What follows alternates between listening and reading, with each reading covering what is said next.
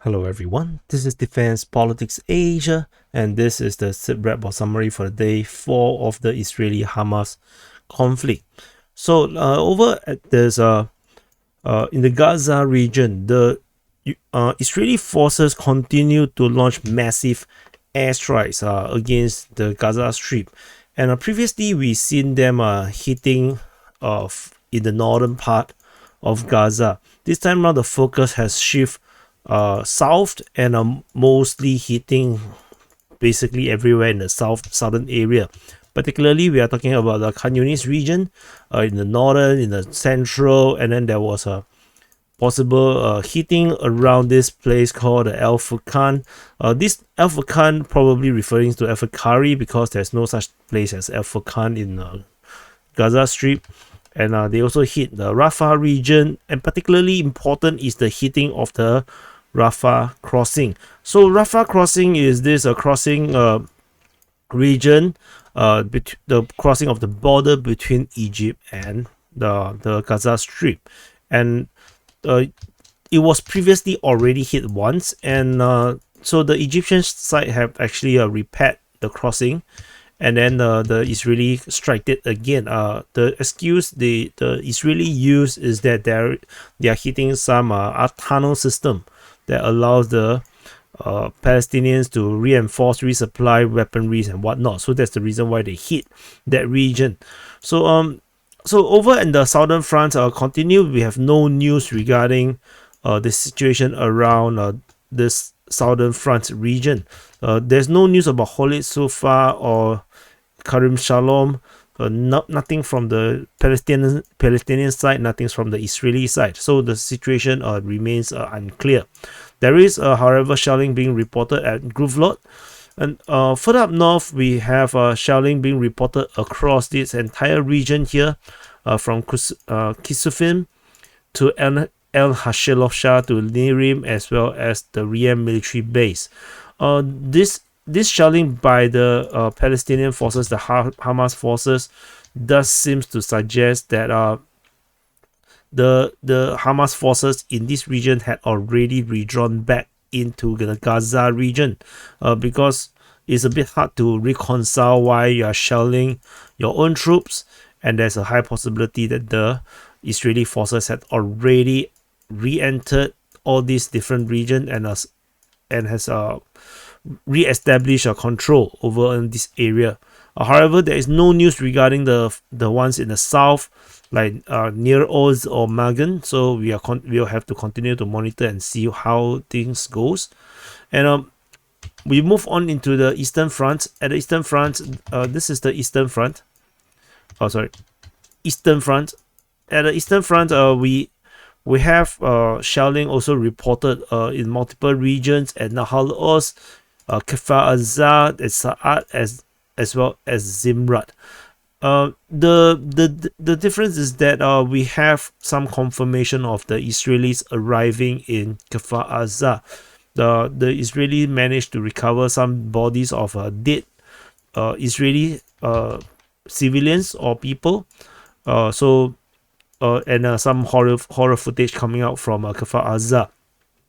However, despite the arrival of the Israelis, there seems to be still fighting around the region. Palestine Resist reported that there's a clash with the Hamas forces between Kfar Azza and Kfar Sa'ad, which is basically Azza and Sa'ad.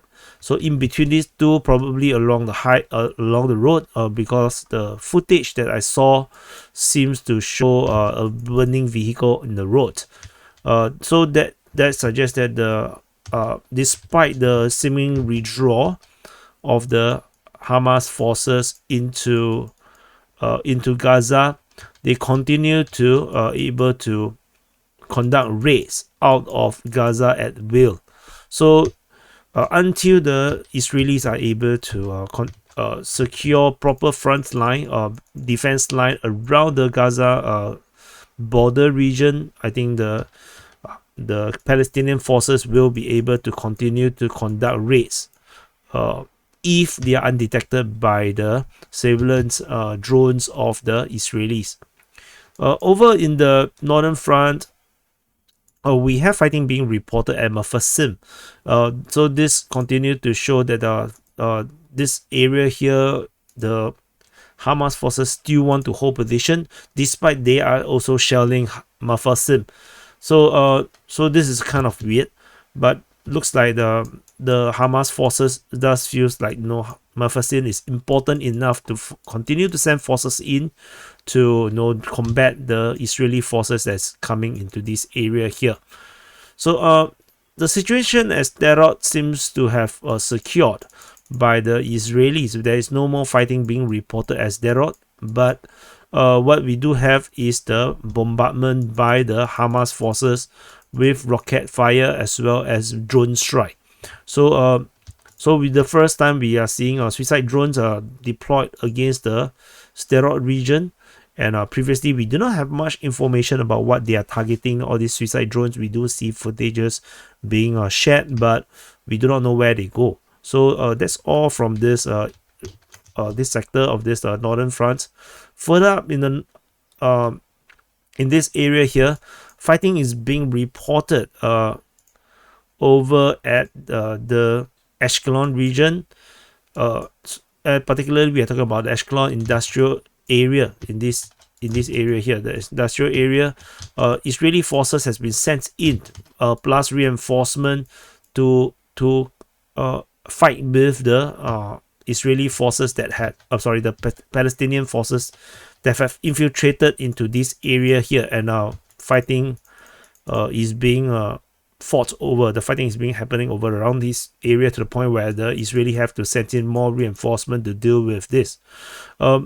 South of this area here, this is a penetration infiltration of Palestinian forces up. We still not sure where are they, and however there is fighting being reported at the Zikim beach according to the Israeli Defense Force, and there is fighting being reported at the Zikim military base according to Palestinian sources, which means there is still landings from the Palestinian side, and there is probably some breach in the fences that allows further infiltration of Palestinian forces. I think from now on I will just call them Palestinian forces, because it seems like most of the rebel factions are somewhat involved, despite mostly Hamas is the one taking the lead.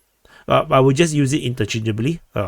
So the fighting at the Zikim region, and then they penetrate further towards into this industrial zone where they met the main bulk, or maybe the first kind of a proper defense of the Israeli forces. So the Israeli forces is definitely not so near to the border region of the Gaza Strip.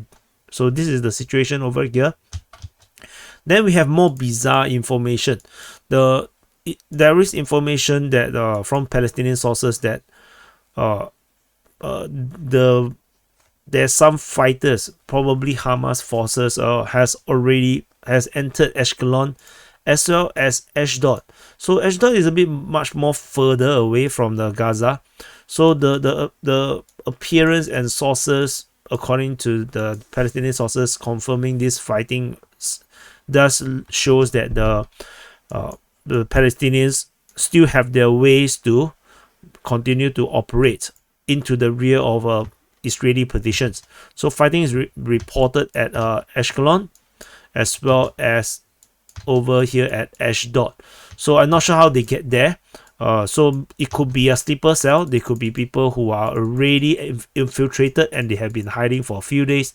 Then they suddenly launch an attack against these settlements or cities of the Israelis. So heavy shelling is also being reported at Ashdod, as particularly at Ashkelon. So according to some threats from the Hamas side, they gave the Israelis living in Ashkelon up to 5 p.m. to get out, to evacuate this city. And from 5 p.m. on, I think even before that, they had already started shelling. And after 5 p.m., they indeed launched massive missiles, rocket strikes towards the direction of Ashkelon. So heavy bombardments over here. The aim is to destroy and flatten the city. This is in reaction to the Israelis trying to flatten Gaza. So on both sides, they are operating on the scorched earth basis. Both want to flatten each other, and this is looking like a really horrible conflict as we go along. So there is shelling being reported at Beersheba, but not very important. And there's further shelling in the largely same places like Tel Aviv, Ben Gurion Airport, as well as a town north of Tel Aviv at Herzliya. So these are the shelling. So we go into the West Bank region. So within the West Bank, around the Jerusalem sector, we have fighting being reported at Belruma, over at Hebron region at Kiryat Arba. There's another one over at Al Rob. There's at Bethlehem, where Jesus is born, over at Har Horma, and this is all from the Jerusalem sector of the West Bank. Further in the northern part of the West Bank, there is fighting reported at Nablus, over at Shevet Sharom, over at Zeta, and particularly over here in Nitzane Uz, particularly the checkpoint region. So this area here, it seems like the Palestinian forces continue to put a blockade of some sort to make it really hard for Israeli forces to enter into the West Bank. So that's all from the West Bank region. We move on to the northern border region with Lebanon. There is exchange of fire over at Avivim. So a military vehicle over at Avivim, I believe, if I'm not wrong, is a M113 that was destroyed. I saw the footage of the anti-tank guided missile destroying a Israeli M113. And then the Israeli reacted by sending a helicopter to attack some observation posts. There is also reports of shelling from Lebanon. 15 rockets were launched. 4 were intercepted, 10 fell, and then 1 was missing because the maths doesn't add up from the Israeli Defense Forces. And in reaction, the Israelis launched airstrikes into Lebanon, hitting places called Zakim, El-Hania, El-Shaitiyah, and El-Khalila. However, all these places, in terms of the translation, Urdu pronunciation might be correct. I cannot find it exactly the El-Shaitiyah on the map. So I only find similar ones like Klai,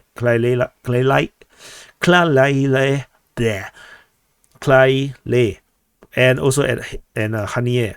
So sorry for the pronunciation. I just slaughtered the Lebanese name, and that's all I can find. So situation over in the Lebanese Israeli border region is tense, but it's still nothing very significant just yet, if you ask me. So that's all for the summary and SIPREP for the day 4 of the Israeli-Hamas war or conflict. I'm not even sure what they decided to call this officially just yet, or the Israeli genocide or of Gaza, or the Hamas genocide of Israelis. I do not know. Whatever it is, this is just a stupid war. Yeah, just innocent people are dying for nothing, and the Israelis are getting really, really ruthless against the Palestinians within the Gaza Strip. So thank you for watching, and I'll see you in the next update.